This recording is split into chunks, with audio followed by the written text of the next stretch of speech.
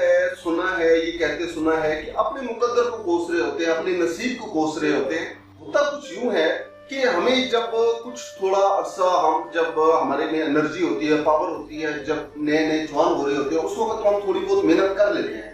محنت کرتے ہیں تو اس محنت کے اگینسٹ ہمیں جو کچھ ملتا ہے ہم اپنے آپ کو کمفرٹ زون میں لے جاتے ہیں.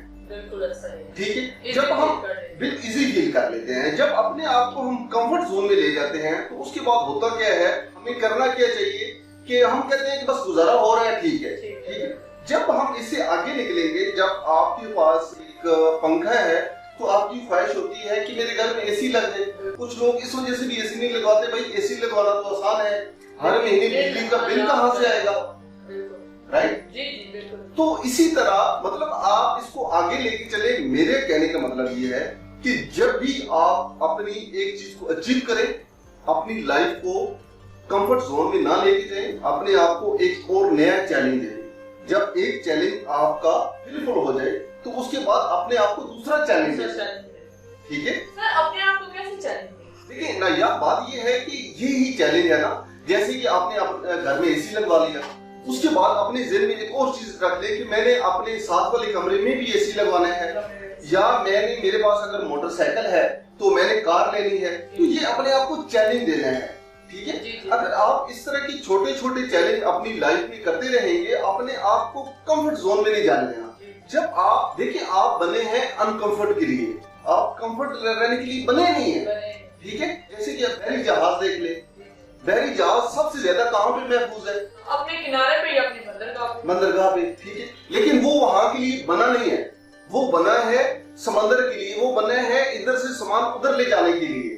ٹھیک ہے, تو اس کا یہ ہے کہ آپ نے اپنا جس کام کے لیے بنے ہو آپ وہ کام کرو. دیکھیں سمندر میں وہ جائے گا, وہ ڈوب بھی سکتا ہے, وہ اس کو آگے جو ہے وہ بڑی بڑی لہروں کا بھی مقابلہ کرنا پڑے گا, اور ہزاروں معاملات آ سکتے ہیں, طوفانوں سے ٹکرانا پڑ سکتا ہے. تو لیکن بات یہ ہے کہ وہ سب سے زیادہ محفوظ جو ہے وہ ہے بندرگاہ پہ. ٹھیک ہے, لیکن وہ بندرگاہ کے لیے بنا نہیں ہے. اسی طرح آپ ہوائی جہاز دیکھ لیں, سب سے زیادہ محفوظ ایئرپورٹ پہ ہے, لیکن وہ ایئرپورٹ کے لیے نہیں بنا, وہ ہوا کے لیے بنا ہے. اس نے اڑنا ہے, اس نے اپنا کام کرنا ہے. اسی طرح انسان کمفرٹ کے لیے نہیں بنا, وہ اس کا مقصد یہ ہے کہ وہ اپنے چیلنج کو اچیو کرے. چیلنج آپ کو کوئی دوسرا نہیں دیتا, انسان جو کچھ کرتا ہے اپنے لیے خود کرتا ہے, اور انسان نے اپنے آپ کو خود چیلنج دینے ہیں.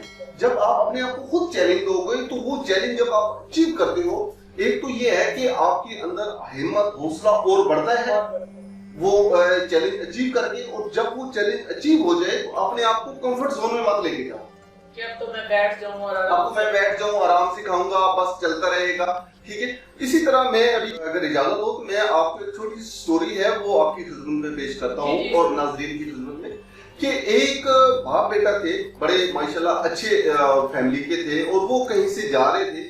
انہوں نے راستے میں دیکھا کہ ایک بڑا سا باغ ہے, سڑا ہوا ہے, وہاں پہ کچھ وہی بیجی کچھ بھی نہیں ہے, اور اس کے کونے پہ انہوں نے دیکھا ایک چھوٹا سا مکان.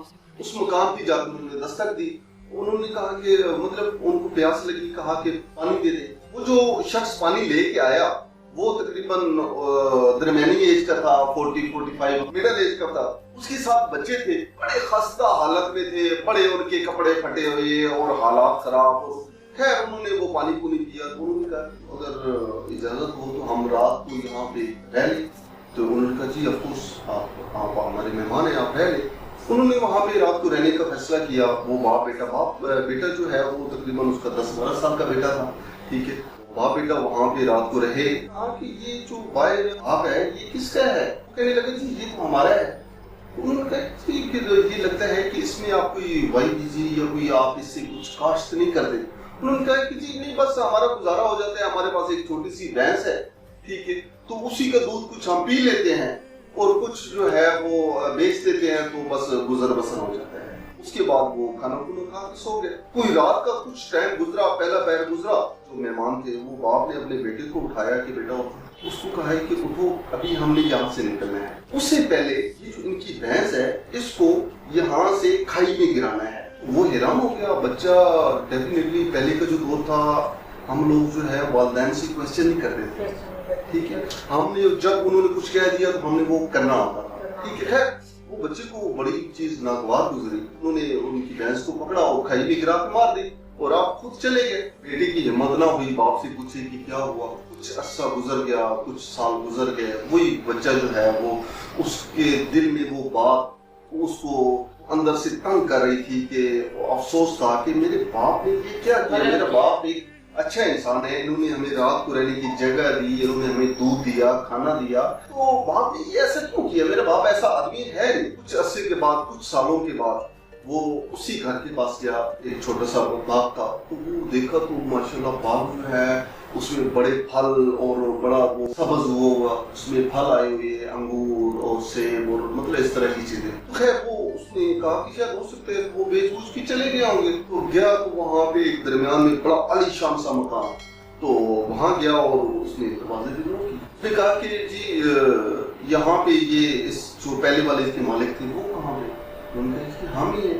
पहले तो आपका इस तरह के हालात थे। उनका हाँ जी हमारे इसी तरह के हालात थे, लेकिन हमारे यहाँ कुछ दो मेहमान आए, भैंस रखी हुई थी, वो भैंस को वो ले गए, ठीक चोरी करके ले गए। तो उसके बाद फिर हमने ना इस पे मेहनत करना शुरू की, मतलब बुवाई बीजी शुरू की या इस पे काश्तकारी शुरू की।